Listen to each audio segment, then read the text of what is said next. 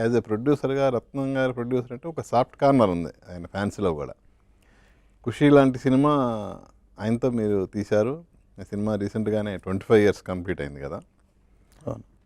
So ఆ cinema success range కానీ, ఆ సినిమా ఆడినన్ని 100 డేస్ సక్సెస్ కానీ, ఆ తర్వాత ఖుషి సక్సెస్ ఒకటే కాదండి, నాకంటే ముందు తరం చాలామంది ప్రొడ్యూసర్లు ఆయన పనిచేశారు. అప్పటికి ప్రతి వాళ్ళది బిజినెస్ కాబట్టి ఈ సినిమా ఇన్ టైంలో ఈ టైంలో ఇలా అయిపోవాలి అలా అయిపోవాలి, ఇంకా లేట్ అవ్వకూడదు అనే ఎవరైనా ప్రొడ్యూసర్ న్యాయంగా డబ్బులు ఇన్వెస్ట్ చేస్తాం కాబట్టి మనీ అలాగే చేస్తారు.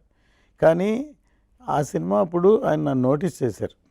ఫర్ ఎగ్జాంపుల్ అందులో ఫైట్ ఉంది, ఒక టైట్ రేంజ్లో ఫైట్ ఉంది. ఆ ఫైట్ మేము చెన్నైలో ఇక్కడే తీసిన సినిమా అంతా, ఆ సీక్వెన్స్ ఎందుకు చెన్నైలో పెట్టాం. పెడితే కళ్యాణ్ గారికి అందులో ఆయన అథ్లెటిక్, ఆయన ఎక్స్పర్ట్, ఇంకా ఆయన కాన్ఫిడెంట్గా లేరు, లేకుండా ఆలోచిస్తున్నారు. ఈ సెట్ సరిగా లేదని నాకు అర్థమైంది. ఆయనకి కరెక్ట్గా సెట్ లేదని వద్దు బాబు క్యాన్సిల్ చేసేద్దాం నేను. క్యాన్సిల్ చేసేసి తర్వాత ఇక్కడ అనుకున్న స్టూడియోలో తీసాం. అది ఎక్స్ట్రాడినరీగా వచ్చింది. అది ఆయన చాలా చెప్పారు. ఆ రోజు యాజ్ ఏ ప్రొడ్యూసర్ రత్నం గారు చేసేయాలంటే చేసేసి ఉంటే ఇలా వచ్చిండేది కాదు.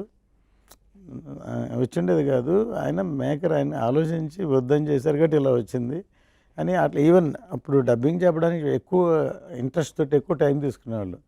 ఒకరోజు ఒక మేనేజర్ ఉంటే పిలిచి ఎప్పుడు రిలీజ్ రత్నం గారిని అడుగుని కళ్యాణ్ గారు అడిగితే నాకు ఫోన్ చేశారు. ఏం టెన్షన్ అక్కర్లేదు, ఫినిష్ అయిన తర్వాత మనం రిలీజ్ డేట్ పెడతామని చెప్పాను నేను. సో ఆయనకు బాగా తెలుసు ఖుషి. అప్పుడే సినిమా రిలీజ్ సక్సెస్ తీసి పక్కన పెడితే ఫుల్గా టైం ఇచ్చి లిబర్టీగా సినిమా చేసాం కాబట్టి ఆయనకి ఇది తెలుసు. మిగతా ప్రొడ్యూసర్ లాగా క్యాలిక్యులేటెడ్గా ఫోర్స్ చేసి ఫినిష్ చేయాలి, రిలీజ్ చేయాలి అనలేదు. సో ఆయన ప్రాజెక్ట్ని ఎలా లవ్ చేస్తారని కళ్యాణ్ గారికి బాగా తెలుసు.